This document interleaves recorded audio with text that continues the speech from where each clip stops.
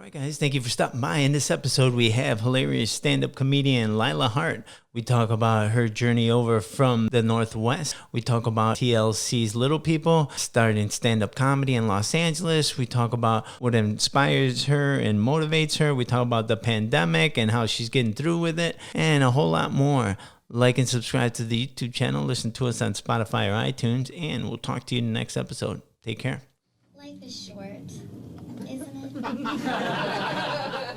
know, they say the key to happiness is learning to appreciate the little things. Which is why all of you should just love me, hug me, pick me up. You know you want to.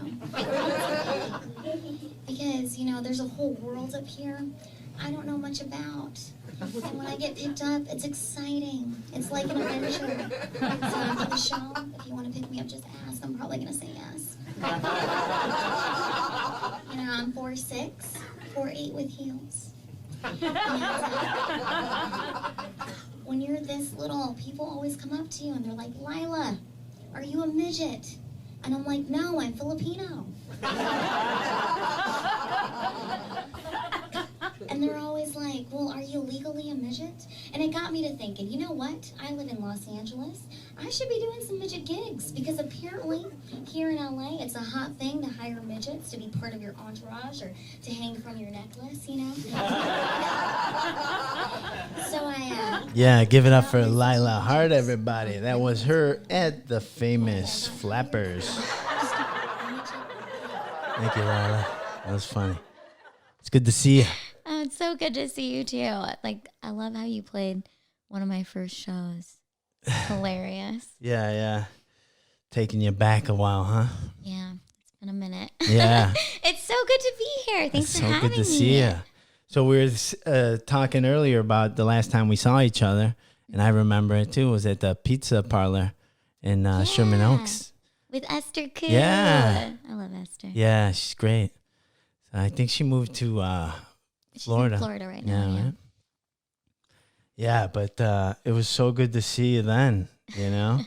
And even though the pizza wasn't all that great and it took forever to get there, right? Remember? Yeah, the pizza wasn't as great as we thought it was going to be. No.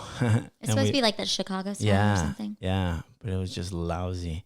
You know, they'd just opened, right? Maybe that was the reason. Yeah, what have you been doing for the whole quarantine? You know, I've just been living that plant life, Mom. I'm a plant mom. Yeah, that's what I do. Yeah. I have a ton of plants, like a crazy garden on my roof. I have a lot of animals, a lot of fish. Nice. A lot of betta fish. Do you know what a betta fish is? No. They're like the fighting fish, so they can only be by themselves. Oh. Yeah, I had like 14 of them at one time during the quarantine. How big are they? They're like this big, and so I had like 14 different aquariums around my house. Oh, wow. It's kind of insane. But now I've just got like 7, and I have my turtle, Sheldon, and I love turtles. A hamster named Hamala, Yeah. and my cat named Cupcake. So, Oh, okay. yeah, that's what I've been doing, is taking care of my animals at home. It's been great. Oh, cool. Right on.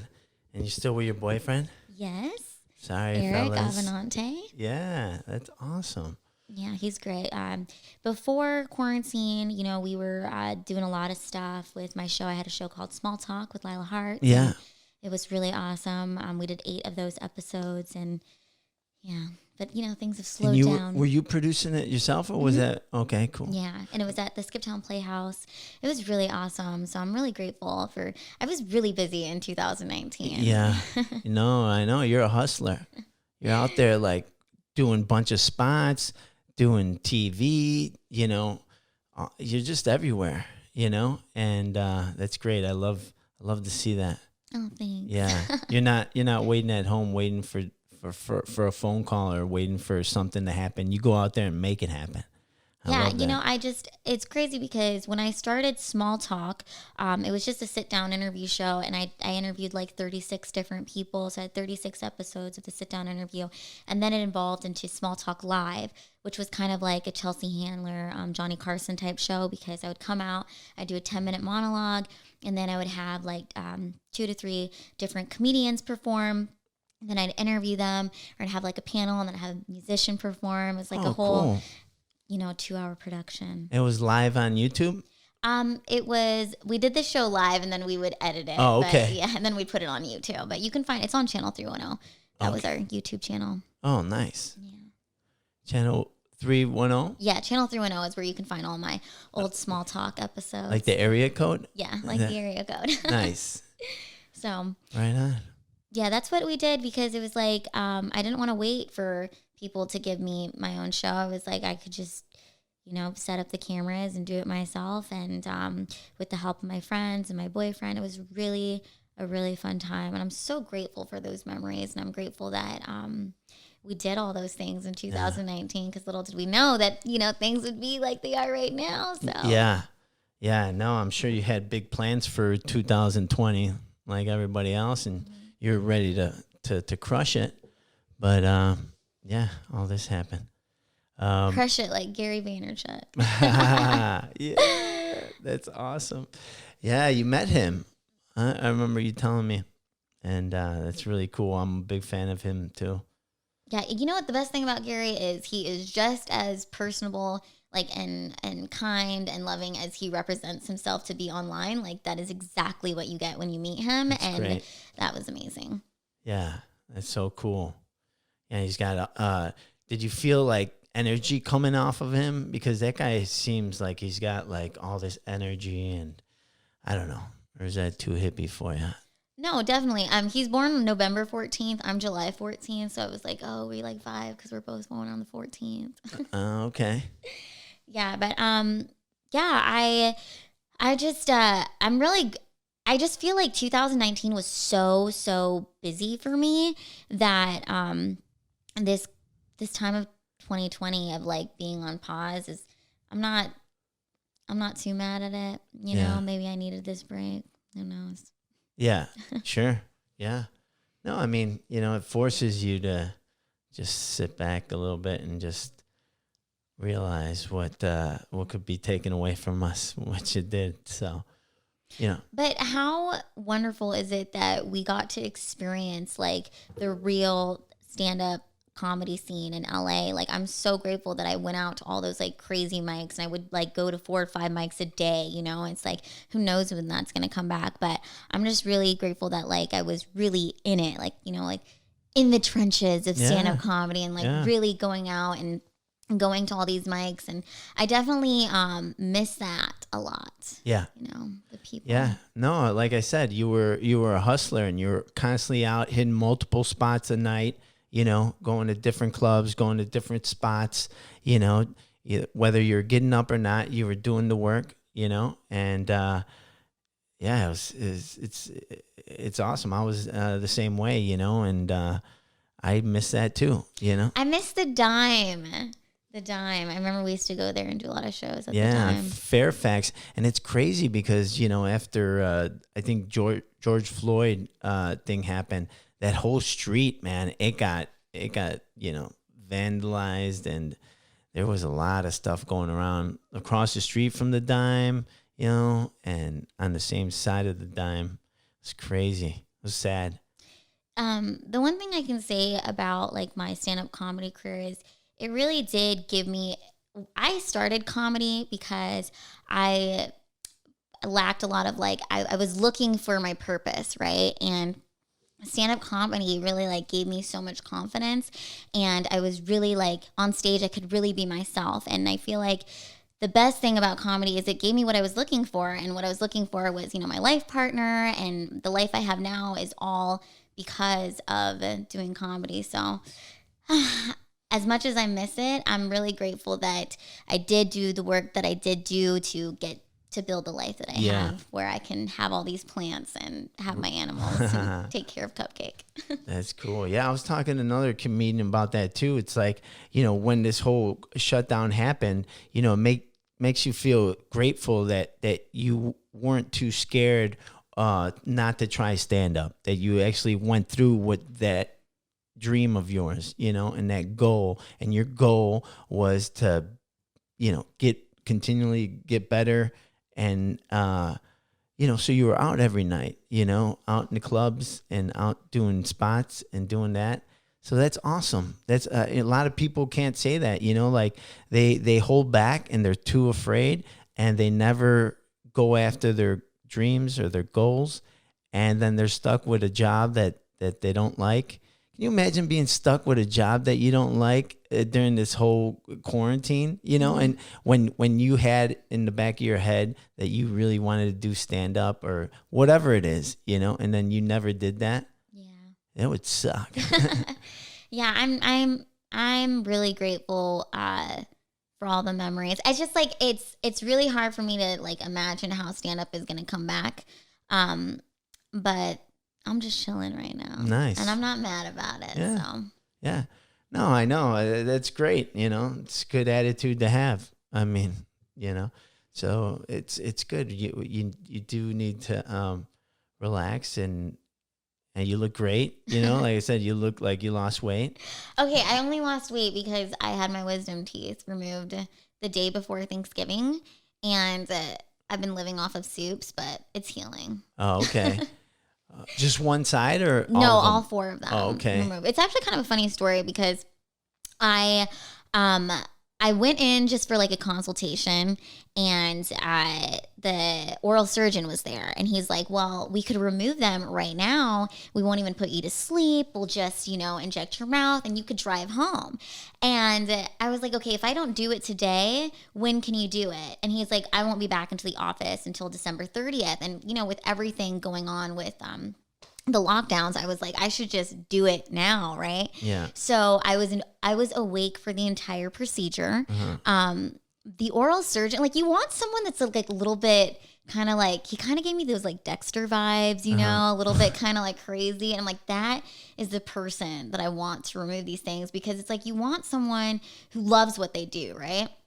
And so he injects my mouth with the numbing stuff. And then when he pulls out the first tooth, my blood like splattered onto his face mask, like the shield. Jesus. And he started laughing. And I was like, oh, this is great. Like, this is perfect.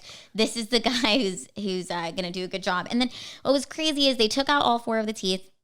I drove myself home afterwards. Wow, that's amazing. And on the ride home, I was like, you know what? I'm a badass. Like, no one can tell me shit. I just got my wisdom teeth removed and I wasn't even put under, and I'm driving myself home. They didn't give me any pain medicine. Wow. They just gave me antibiotics. Really? And it's healed up pretty nice. Wow. So. Yeah, which is crazy because like I watched a whole bunch of like YouTube about wisdom teeth removal. Mm-hmm. And like when you watch YouTube about wisdom teeth removal, it's like really crazy. People talk about like, horror stories, and I got to give props to my oral surgeon. He was pretty good. Yeah. Yeah. Wow. So that's why I've lost some weight. But I just think it's because my jawline looks like pretty defined. Yeah, you look great. No, but like, were they hurting you? Were they pushing into the other teeth? Or he just thought it would be a good idea to get them out? Well, so I had braces from 16 to 21, which is such a long time. Yeah. And I wore my retainer every night. But then like the last 3 years, I was like, I ain't wearing these no more. So I stopped wearing my retainer. And about like 6 months ago, I felt like my teeth were shifting. So I was like, I should get my wisdom teeth removed. I've had a feeling that they contributed to the shift. Oh, okay. Yeah. And they had cavities anyway. So what, the wisdom teeth? My wisdom teeth had cavities. Yeah. Yeah. Do you have your wisdom teeth? Yeah, just recently. I was so stubborn, like I was fighting it forever. And then, I seen some stuff on YouTube or social media saying it was a scam, that you didn't need to get your wisdom teeth out. And then it was just their way of like trying to get more money out of you. And so I've had that in the back of my head the whole time. But now I was glad that I got them out because, they were moving my teeth. And I did have braces too, but only for like a year, and, but they were like, it was too crowded back there. They were like pushing up against like other teeth. Yeah. So I just think long-term, it's probably good. And, I was like, I need to do this before I get into my 30s. I'm 29. Yeah. So. Oh, okay. Did I meet you like right after you got your wisdom teeth out? No, I got him. I just got him out. I mean, I'm sorry. Your braces? I was I said I was 21 when I got them out. I was actually 20. Yeah, I didn't have braces when you met me. Oh, okay. Yeah. You met me, I was 24. Oh, okay. Right on. Awesome. Yeah. This coffee's good. Oh, you like it? Nice. You know, it's like coffee is like my last little vice. You know what I mean? It's my last little nice upper. Yeah, yeah. Which is exciting. You're totally sober. Well, yeah. Congratulations. I've been so well. I quit drinking alcohol June 10th of 2017. Yeah. So I haven't had a drink it's forever. And then I haven't smoked weed in a couple months, so I'm just trying to live that sober lifestyle. That's cool. It's good. Yeah, yeah. I feel like I'm more in tune with my emotions and like, I like being sober. Yeah. It's good for me. Yeah, that's cool. Yeah, I feel the same way. Well, it's weed, I'm still drinking, but not so much. I mean, some people are really hitting the drinking hard right now during quarantine. Yeah. So it's a good thing that you quit, because you probably might have, hit it harder right now. It's crazy because I feel like my like 2020 hardship was like my 2014. Like that was my hard year, and I feel like everything I did in the last 4 years kind of prepared me to be at the most like positive mental state that I could be in so that I could handle everything that's going around, because I feel like the psychological impact of 2020 is really difficult, but I've built up a lot of mental strength in the last few years. So I know this sounds selfish, but it couldn't have happened at a better time for me personally. Yeah, that's awesome. Yeah, it was meant to be. It's great. So how about like when quarantine first happened, did you what did you start doing? Did you eat at all? Did you let yourself go at all? No, I mean, I just, in the way of buying like a ton of plants, I kind of went crazy on the plant situation. Like I'm telling you, my garden upstairs is really insane. Like a lot of plants. Like it's not a normal amount of plants. Like I would joke around like, oh, I'm a plant lady, but now it's a jungle. It's just a whole jungle. I'm home all the time, so why not? Why not? Yeah. Right on. And where do you think you're gonna get the vaccine when it comes out? Hell no, I'm not doing that. Oh. Is that bad to say on here? I don't know. No, it's not bad to say because, I mean, you're entitled to your opinion and your thoughts. So, I mean, why would it be bad? I am not going to get it because I'm just going to wait. Mm-hmm. Yeah. I've been taking really good care of myself and I just don't want to get it. Right. Yeah. Right. Yeah. No, I mean, it makes sense. I mean, if you haven't gotten sick this whole time, and why would you inject yourself with the thing that you've been trying to avoid this whole time and your body has fought it off, So I feel like if other people want to get it, it's like, your body, your choice. I feel like everybody should have their own choice as to whether or not they want to take it. As for me, I've worked really hard on my health as for like not drinking, not smoking, not taking any drugs. I don't take anything. I don't take any, because I have spinabifida and scoliosis, and I'm not in any pain, which is, incredible. Yeah. Because a lot of people with my condition, they're in a lot of physical pain, and I've just worked really hard to not have to take anything. I don't want to take anything. Yeah. No, I don't blame you. And I know you used to help out others with spinabifida. Spinabifida. Spinabifida? It's spinabifida. Oh, okay. Spinabifida. Because I would see on social media, or I don't know if they necessarily had that, but maybe they had another handicap. So you're always like giving back.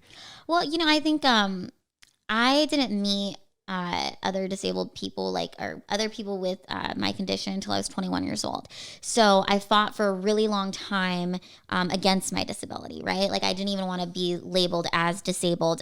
In my mind, disabled was a bad word, which I thought it's very interesting how much I've evolved and changed in the course of like 10 years. But now the way I see disability is like I'm I am proud to be disabled. I'm grateful for my disability in the sense that it's really contributed to a lot of my empathy, right? And I'm really grateful for the other disabled men and women that I've met who are really incredible. And it's really been a journey to get to this point because on stage, when I first started stand-up, was where I really first started acknowledging my disability and talking about it publicly, right? And that really helped me heal a lot because, like I said, before comedy, I wouldn't tell anybody that I had Spinabifida. I wouldn't talk about my scoliosis.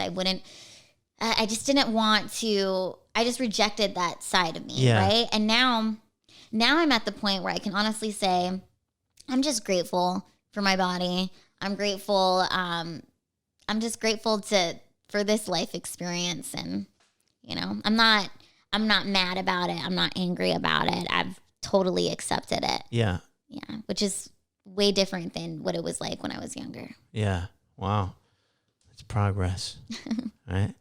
That's awesome. And have you still been helping out other handicapped friends or people? Would you go to the hospital or something? No, there's been it's just like a bigger movement on social media. So I've just connected with a lot of other people who have disabilities in that way. So I just think that, I can help others by being more confident with my disability, right? And not like hiding it anymore. Yeah. And I don't know, it's so different than what who I was when I first started comedy compared to who I am now. So. Nice. Yeah, that's great. I was at the gym over here and I look up and they got TVs everywhere and you're on the TV. Oh, really? Yeah. Like, there's Lila. Oh, she looks great. You were on TLC. Oh, that's when I for the Little Women LA. Yeah. Oh yeah, that was when I first my first year of stand up.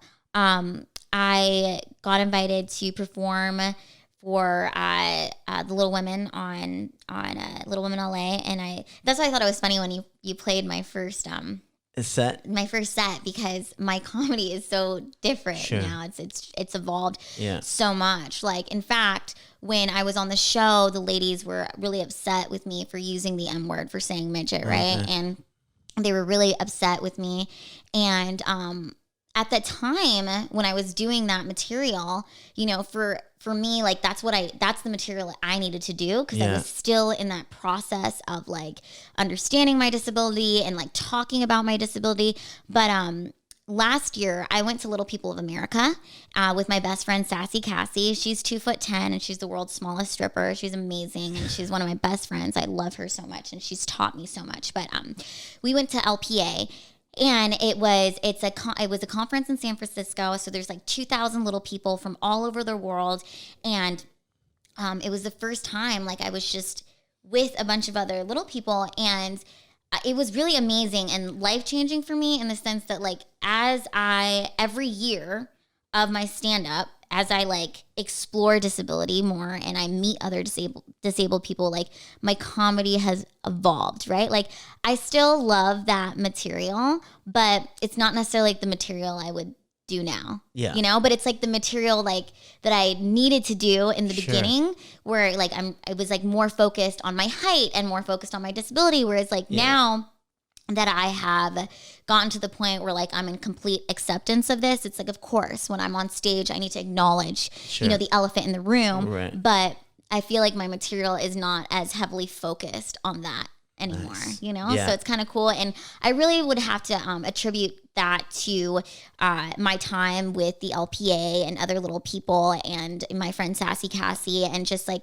because it's like I understand more why other little people might have an issue with the M word. And, I think about my material different, right? Yeah. But that's the beauty of being a comedian, is that, we're constantly trying new things. And not that I say like I don't identify with that material anymore. It's just like, it's funny for me to listen to that, because it's like, wow, I was just so, it was just, it's so different. Like Yeah. my material now is just a lot more, I feel like, edgy and more Yeah. like complex Yeah. and not just so like, you know, like my first joke, I'm not a midget, I'm Filipino, Right. you know? Yeah. And it's like, that was one of my first bits. And I remember I came up with that at an open mic because I was listening to all these other comedians like talk about, you know, their ethnicities. And I was like, oh, and that joke came to me.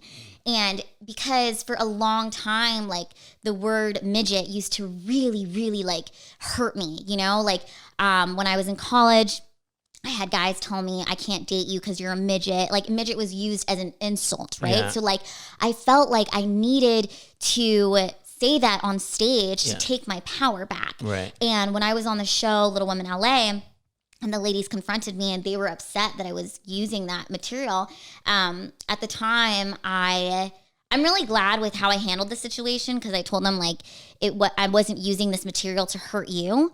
I was using it in the sense of I needed it to Yeah. like feel empowered because Sure. I don't want to be affected by these words. And I'm saying these on stage. I'm saying this word on stage because this word used to really, really hurt me.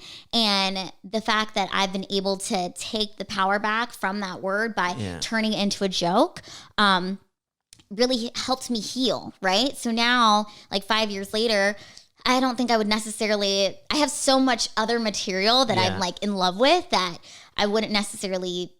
I probably wouldn't use that material. Yeah. You know, I probably would still say I'm not a midget, I'm Filipino because I just love that joke so much. But as far as like talking about some of the gigs that I used to do and stuff, I've just really evolved from that, you Right know? on. Yeah. And then, you know, the gigs I used to do like, before comedy, I used to do a lot of leprechaun gigs or Yeah. like, you know, these other things. And I just feel like when you're writing comedy, right, it's like we're taking like tragedy, things that like really hurt us, and then you go on stage and you talk about these things, and then I can like heal from that. Yeah. Right. Like for one of the jokes that I talk about in that first set was one of the first gigs I did in LA before I was a stand-up comedian was I was hired to work this event for this man's 30th birthday party. And when I showed up, he looked me in the face and he was like, this is not the kind of midget I ordered. She's not what I wanted. And I just felt so humiliated. Like, wow, I finally agree to go do this kind of gig. And then I get here and then I'm not even accepted. Like, Yeah. you know?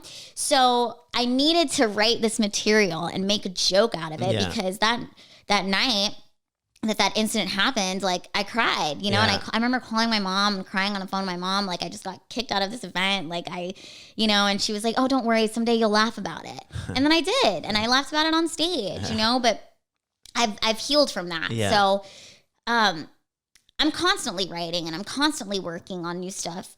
And yeah. Yeah. Because I'm just constantly trying to heal my Yeah. trauma and my Sure. pain. Yeah. Yeah. And there's always new stuff that comes up. So Yeah. it's like I gotta write about it. Right. That's awesome. Yeah, no, I mean, I think most people don't realize that about comedians, that we say that to take the power back and we work it out. And it might be dark and it might be depressing to you, to other people, you know, or whatever. But we are taking it back and doing what we do best. And that's, you know, craft a bit or a joke and talk about it, you know. Everyone has dark thoughts and negative thoughts and this and that, but us as comedians, we make it vocal, you know, and we do, you know, our best to make it as funny as possible. So, you know, I think that's a good example of what we do as stand-up comedians, because I think that a lot of the public thinks that we are super depressed or that we have a lot of dark thoughts and it's this and that. Everyone has those thoughts. I think, well, I will say that like when I started comedy, I was pretty sad, you know, I was, but now I'm not sad. Like I'm sad about the state of the world, but like last year when I was doing comedy, I was really happy. You know, it was like a lot of great things were happening in my life. And so I'm not attached to my older material. Like, yeah, like I said, I'm not totally attached to my first year material because, like I've said, I've evolved so much, and because I've met other disabled people, and because I've just, you know, been introduced to many other people, your comedy is going to change. Yeah. And so I definitely, it was nice to hear that, but it's like, wow, my comedy's changed a lot. Yeah, sure. Yeah, it's probably like looking at an old tattoo that, The laughs are great though. I'm like, wow, that sounded like super professional. It was like that was a great crowd. Oh yeah, they were loving it. It was so good. No, I mean, of course. I mean, your thoughts that you had when you were, maybe 20 are different than the thoughts that you have now. You know what I mean? So we all, change. So I mean, it's just, And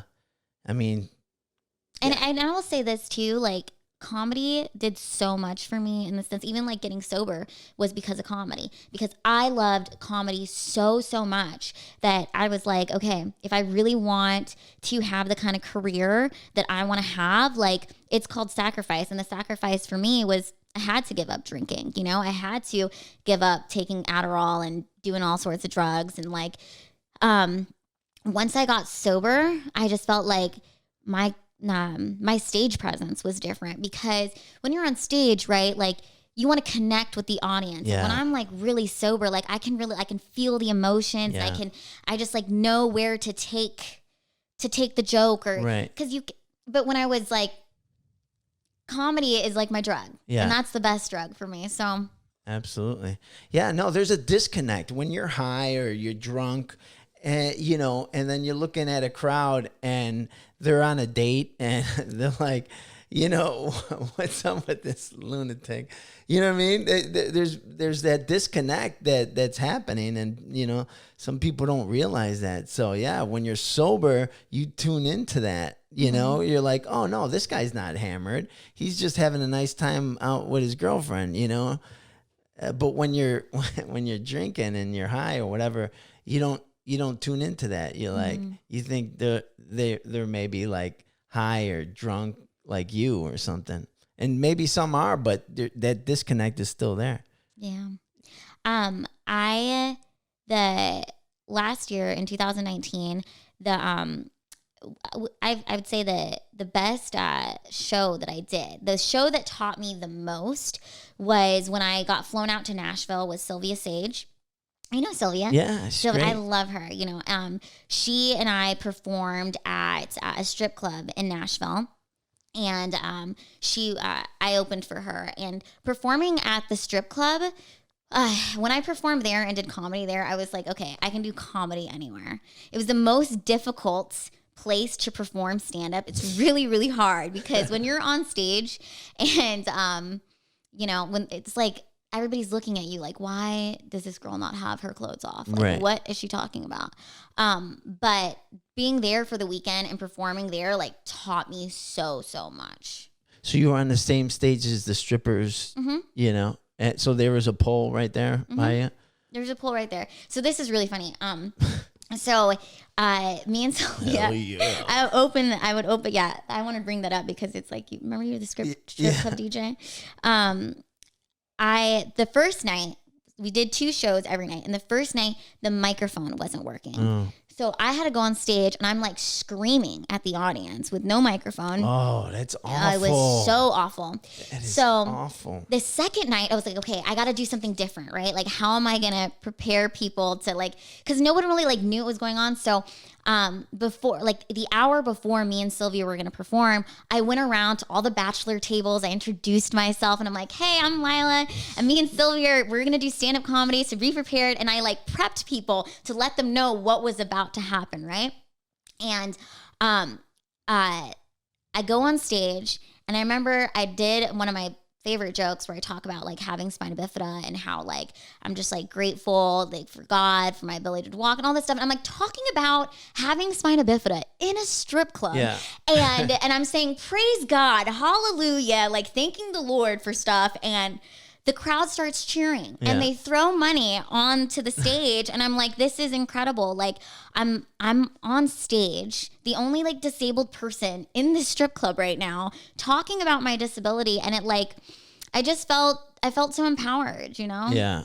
It's kind of crazy. Wow. That's awesome. Plus you made tips. Yeah, it was good. And the thing that's crazy is like so that was last year. And when I was like 23, I dated this guy who was like really horrible to me, and he cheated on me, and it was just fucking awful. And I remember I went to a strip club because like when I found I would just I went to the strip club for the week, and I was watching other girls because I was convinced that, you know, he cheated on me because I have Spinabifida and something's wrong with my body. And so I'm like at the strip club, like looking at these like naked girls and like feeling like bad about myself. And then you think like 5 years later, I'm getting paid to perform on stage at a strip club, and I'm talking about my Spinabifida, and I'm like super empowered, and people are loving it. So awesome. It's kind of cool how life, you just don't know how things are gonna evolve and change. Yeah, you know. Yeah, that's amazing.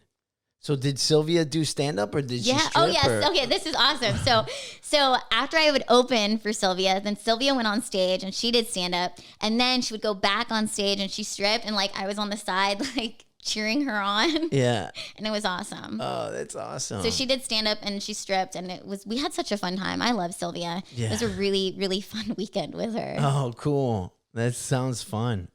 How many shows did you do? We did 4 shows. And also we went to see Andrew Schultz perform. He was performing at I can't remember the name of the Zanies? Yeah, he was performing at Zanies. So one night we went to go see him perform, and then we told him that we were performing at the strip club. So then him and his entourage came and like hung out with us. Oh, cool. And so it's just because he has a Netflix special that's coming out. Okay. On it's on Netflix. It's coming out in like a week. But I met him, and he was super awesome. So that was like the weekend that we had in Nashville. Awesome. Yeah, that's so cool. So how did that work? Was there stripping going on before the show, and then they stopped everything, and then you went up? Mm-hmm. So I literally, there was stripping going on, and then they were like, okay, comedy time. And then I would go on stage, do my stand up. Yeah.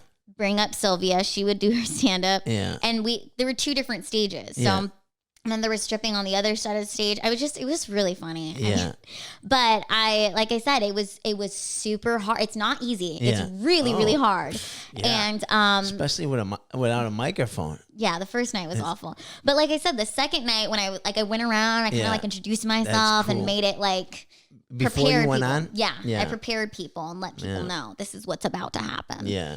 So that's awesome. But it was just like, it was so crazy. I'm like, I'm on stage talking about Spinabifida at a strip club and talking about being disabled and like proud of it and like praising God. Yeah. And I'm like, it was such an incredible moment. Yeah. Like, wow, I used to be so ashamed of my disability, and now here I am at a strip club amongst all these beautiful women being proud of my disability. Yeah, totally. So. No, and that's probably one of the hardest sets you could ever do, because I mean, people don't go to the strip club to hear jokes, you know? No. So for you, I mean, there's so much going on in this story, you know what I mean? So, I mean, that's extremely difficult. I mean, it's hard to get up in a comedy club and go up there and then try to make these people laugh, but a strip club, man, all props, man. After that gig right there, you could just do anything. Yeah, that's what it really did for me. When on the flight home, I just remember thinking like, wow, I could perform anywhere, at any time. Yeah, because I just performed at this place. I wouldn't recommend it to other comedians. I don't recommend it. But for a challenge, sure, why not? Yeah, sure. No, it's good. I mean, a lot of people wouldn't even attempt to do that. So I'm grateful that I was with Sylvia, because she made it so fun, and like it was her first time like stripping on stage too, which was really funny, and she had like a really cool like outfit, and it was fun, and I was just like, man, like there's a lot of nakedness going on. I'm just like, I was like a cheerleader. Yeah. Oh wow, that's so cool. You're on the sidelines watching her do her jokes and then strip. That's so cool. Oh, so have you had any other strange gigs like that?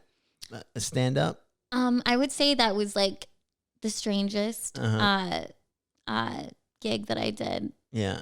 Last year. Besides my bar shows? Yeah. Your bar shows were fun. I feel like I learned a lot at those bar shows too. Like, like that's why I said it's like, I'm so grateful that when I got into comedy, there was a lot of mics that you could go to, a lot of like mics in some pretty sketchy areas, but those mics make you stronger as a comedian, because it's like, it's really easy to perform at a place in front of people who are like ready for comedy. They know it's comedy, but like performing at a bar show or like, right. Yeah, no, or a laundromat or a hostel. You know, it's like people are not expecting comedy there. Have you done Zoom shows? Oh, I did. I've done one Zoom show. Mm-hmm. And how'd it go? The connection was kind of weird. And I was like, I'm about to cry in my own living room. And it got so bad at one point, I like FaceTime my mom while I was on the show. What? Yeah, so like my mom was on the show too. And then I was so humiliated that I like just turned off the computer and I like... During your set? Well, after my set. I was just like, no. Well, okay, this is what I think is funny about Zoom. Yeah. Okay, think about this.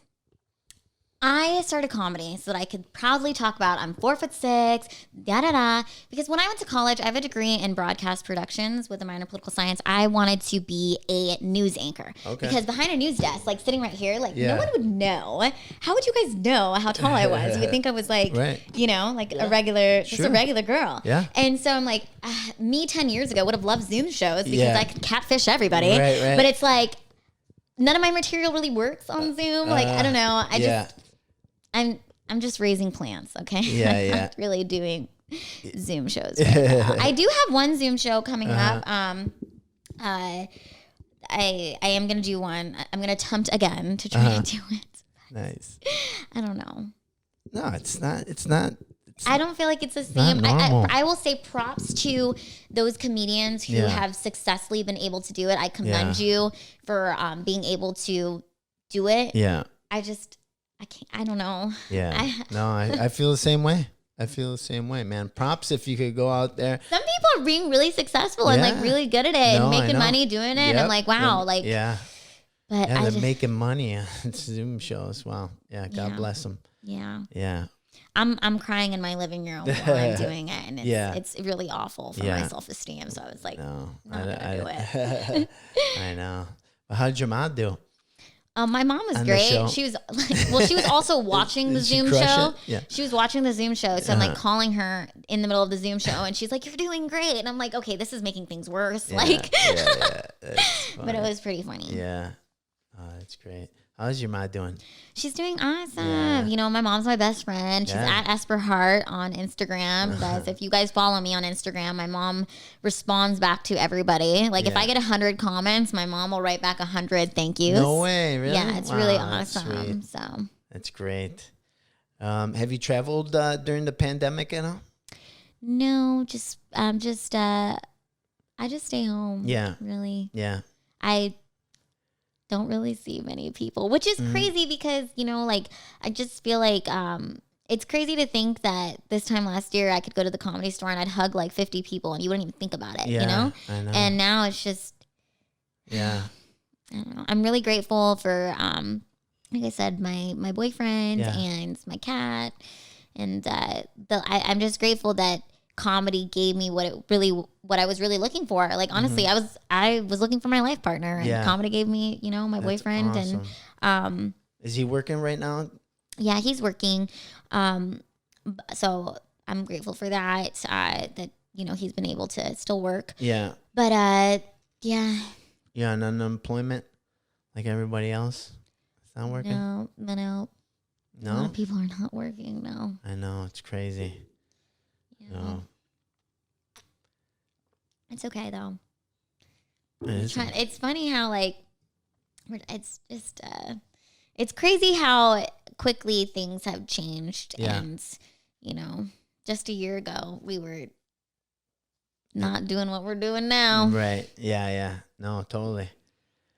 Yeah. But that's cool. I feel like my faith has increased. I've been reading the Bible a lot, you know. Nice. I'm working on a 1-year Bible reading plan because I'm like, hey, Why not? People are always talking about the Bible. I'm like, I'm going to read this thing and like, so that I can be like, hey, that's not in the Bible because I read it. Right. So that's what I've been doing. I've been reading a lot. I've been writing a lot. My boyfriend's been pushing me to write my book. That's what he like wants me to do, which I probably should do with all this time, but right on. You know, write about all these experiences at the strip club. Yeah. I think people would like to read that maybe. Yeah, I think they would. I think that would make what is a great story. But so did you finish studying that in college? What? Like broadcasting? Yeah. So my degree is in broadcast production. Like I said, I wanted to be a news anchor, and when I first graduated, I went on all these interviews and like I had a really hard time getting hired because I felt like I said, I'm 4.5 feet tall. So when I would go into an interview, I was getting judged a lot because of my appearance. Yeah. And it's like, it's been like, how did you get into comedy? It's like, I never thought I was going to do comedy. Yeah. It's just like comedy. It's like, I felt like that's what I had to do. Yeah. So that people would finally listen to me. And Yeah. So before comedy, you didn't do any acting or do any sketches or anything like that? You just got right into stand-up? I just got right into stand-up. Well, okay, so I had an epiphany in the shower, like the day that I started comedy. I went to go look for an open mic after this, but I was like, oh my God, no one is going to hire me as like the 4'6" love interest on a soap opera. But if I became a comedian, they would have to write parts in for me. You know, like no one is going to, I've just kind of had to live like that my whole life. Like no one's going to do anything for me. I'm going to have to make my own way. Yeah. And comedy was the thing that like opened a lot of doors for me. You know, it really allowed me to really explore a lot of these like insecurities on stage and then conquer them. Yeah. You know, it's so unbelievable for me to think that I didn't even get a disability placard till I was 24 years old. Wow. Like that's how much I rejected my disability. And like now I'm really at the point where I'm just like, I don't even think about my disability in that way. Like it's a part of who I am. I've totally accepted it. And I see it more as a gift than as a bad thing. Right on. So.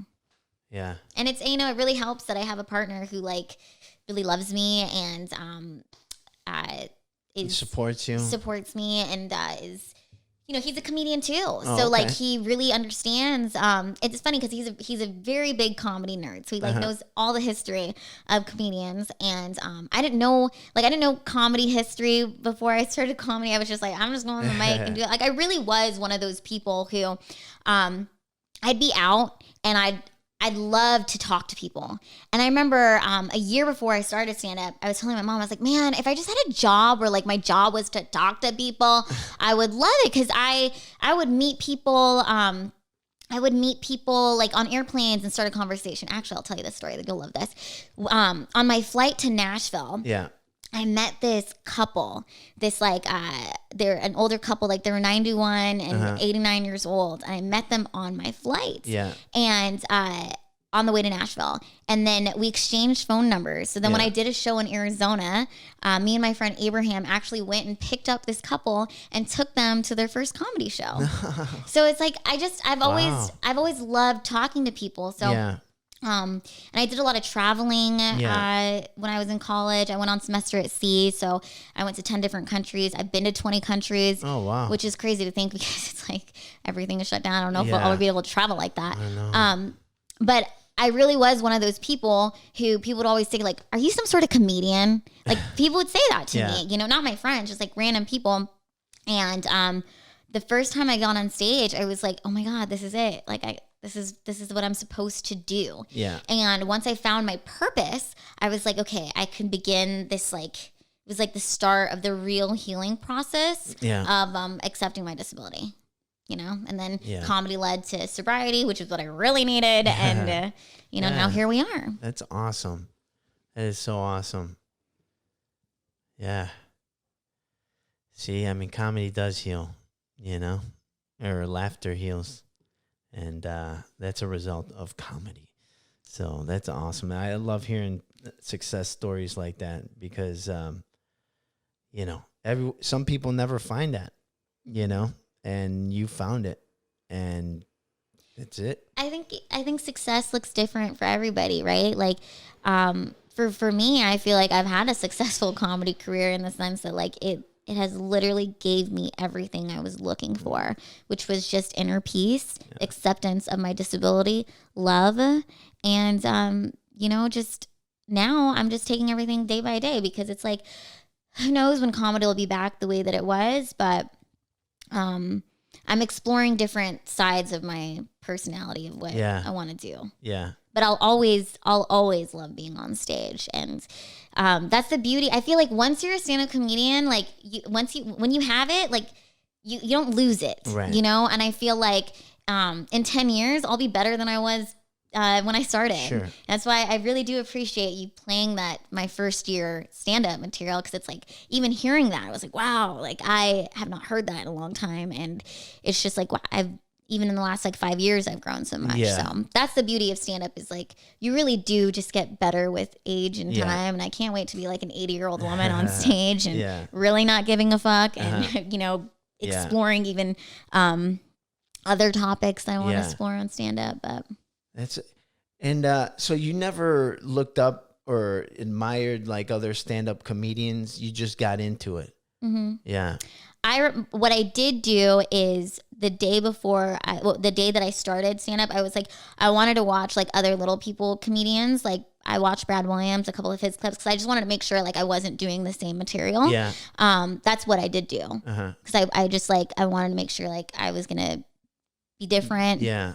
And have a fresh perspective. He's awesome. Oh, cool. So I'm just really grateful that I've gotten to meet so many different comedians that I did admire, Yeah. I got to like meet a lot of people. So that's cool. That's because you'll, like you said, you talk to anybody, what I mean? And then sometimes that person that you might not know, that's he's a big comedian, but like it's cool because you're just being yourself, and you just maybe started talking to him just because that's who you are, and you talk to strangers, and you're such a delight to be around, and that's cool. I just think it's about connection, right? So I just like connecting with people, and because of what's happened with 2020, I think like my priorities with stand-up have changed a lot. I'm in 2019. I was like, oh my God, I'm so busy. But it's like now I look back and I'm like, that was why I was so busy, because it was like God was preparing you for this big rest. So yeah, no, I know. Jesus. So I got this little deck of questions here. I'm going to pull one out. Perfect. This one says, what's your most treasured possession? I would say this necklace. This necklace is something that means a lot to me. It was given to me by my friend Evie, and she passed away a few years ago. I'm sorry. And we had these matching necklaces together. We went on semester at sea together. So, we went to 10 countries, and she passed away from addiction, and I didn't understand addiction at that time. And like now, to be sober as I am, like I wear this all the time and I think of her. Oh. And E's are like really big in my life. My mom's name is Esper. Evie is my best friend. My boyfriend's name's Eric. I'm on a podcast with Eric. Yeah. What? So. I like you. Do you have a middle name? My middle name is Diane. Lila Diane Hart. Nice. Yeah. I have a website too, lilahart.com. Perfect. Plugging it in here. Yeah. Do it. What do you have on there? Some video clips? Just, my whole, all the things that you can find. lilahart.com. And it's funny, I got the domain like before I started comedy. I was like, I should buy this domain. Like, I should get this domain, lilahart.com. And I had it for many years. And then this year I actually like really worked on it and put together my website. I'm really that's proud cool. of You it. did it yourself? Mm-hmm. That's cool. Yeah, so I'm really proud of it. Yeah. And it's kind of just showcases all the work that I've done. So nice. I'm going to pull another question here for you. What's one bad habit you're trying to get rid of? I would say it was the smoking the weed for me. Just because, okay, like I have 3 years sober from alcohol and Adderall, which was my drug of choice. And, you know, the longest I went like completely sober was 6 months. And it's not like I feel like weed's different for everybody, right? Like, but for me, it's not like weed ruins my life, but it puts a haze over things and I'm not able to like clearly connect. And it's like my one last vice that I'm getting rid of. And then, Yeah. That's it. That's cool. Yeah. And you'll be free. I'll be free. So, but I'm just, I'm really grateful to, I'm just grateful to be alive and to be in the position that I am and to have the clarity that I do have. And, I guess another bad habit too would be like spiraling into negative thinking. You know, I think it's like I'm really trying to wake up each morning and be grateful because there's so much in my life to be grateful for. And it's really easy to just spiral into that negativity and get into that black and white thinking, right? So it's just being more conscious of my tendencies to do that at times. Yeah. That's good. Very inspiring. All right. What do you consider your greatest achievement? My greatest achievement, I would say, is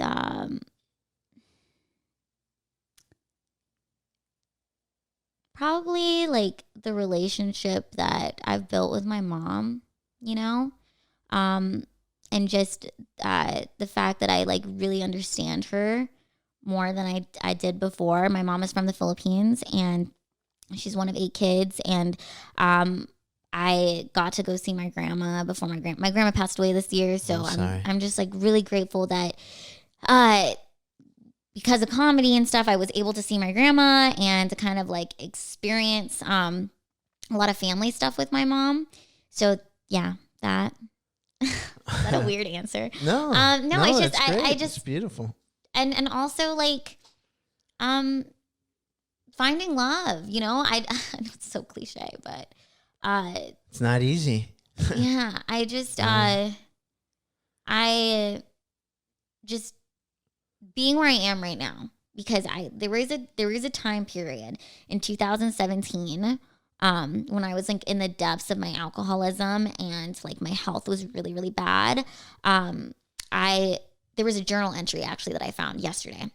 A couple days ago, I read it and it made me cry because it like took me back to that time. But like in 2017, I was at the lowest low that I've ever experienced. And I wrote in this journal that like, I thought I was going to die, you know, because of like the amount of drugs I was using and like I was in the ER and I thought this was like the end. And I'm like writing this all out and looking back on that, it's like just the fact that I'm alive here today because I was just the incredible sadness and loneliness and unworthiness that I was like feeling, the fact that I was able to conquer that and get sober. So yeah, sobriety was my greatest achievement actually because everything I have in my life today, the relationship with my mom, the relationship with my boyfriend, my cat, these are gifts of the fact that I stopped drinking and I stopped using Adderall.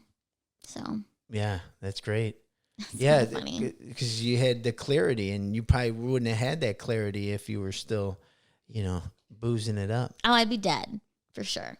Like I read this journal entry and like it really took me back to that time. And like it's crazy how you can read something that you wrote years ago and like all these emotions start like flooding in. And when I was reading it, I was like crying and it was like I was there again, you know? And what's crazy to think is that Lila in 2017 would have never imagined the life I have now, you know? So it's like, it's just important for me to, I think that's why it's important to reflect on your past and just like give yourself grace, you know? Yeah. And I'm really, really grateful for every day, because every day really is a gift from that time that I was at my lowest low.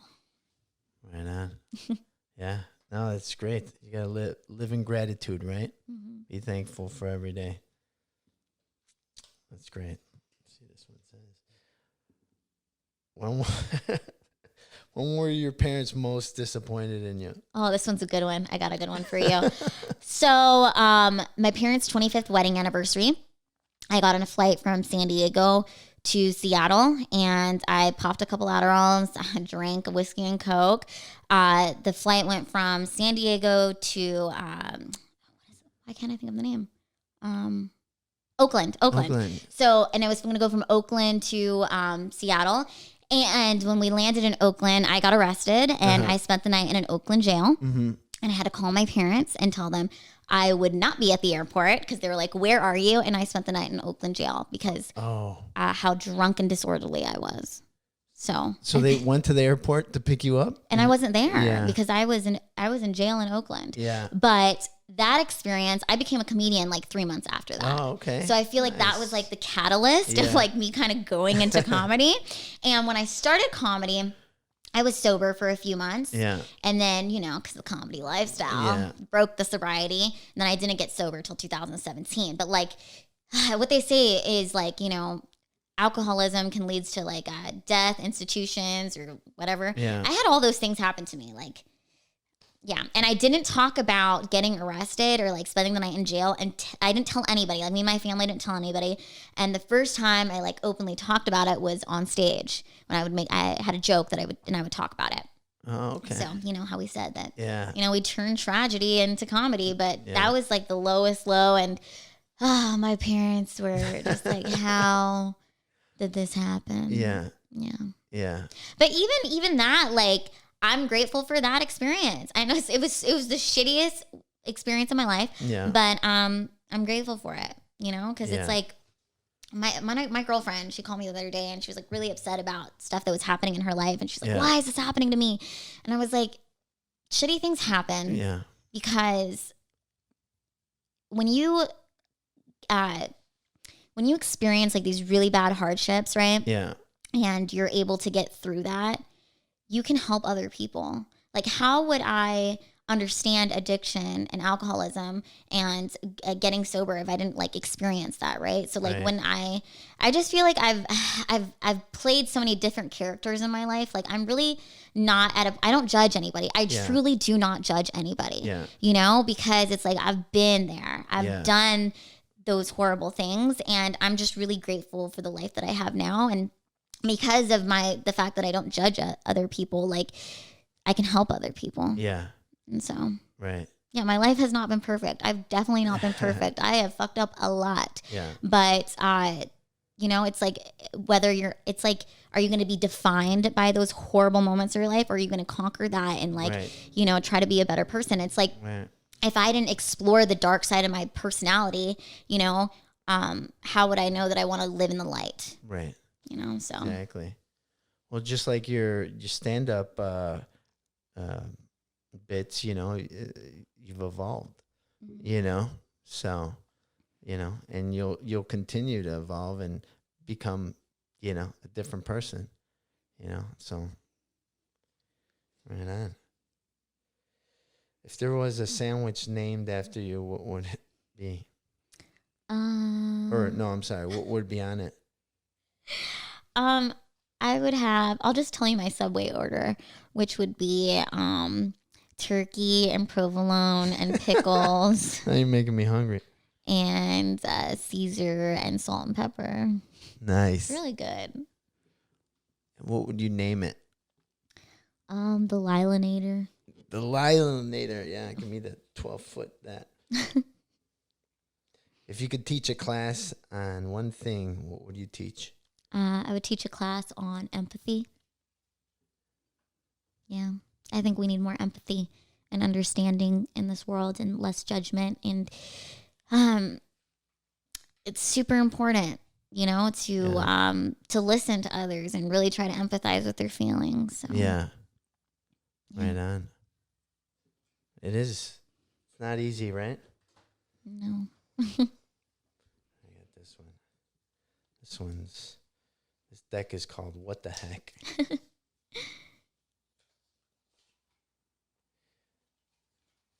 All right. What set of items could you buy that would make the cashier the most uncomfortable? That I would buy that would make the cashier uncomfortable? Yeah. I don't know. Yeah, it's kind of a weird one. I'm trying to think for me what would make the cashier uncomfortable that I'd buy.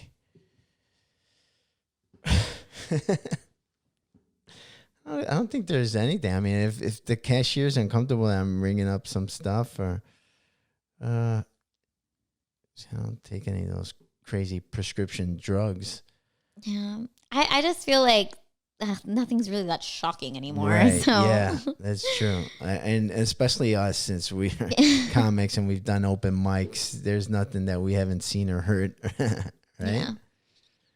This one says, have you ever had a weird Uber experience? No. I mean, yes, but no. You don't want to get into it? No.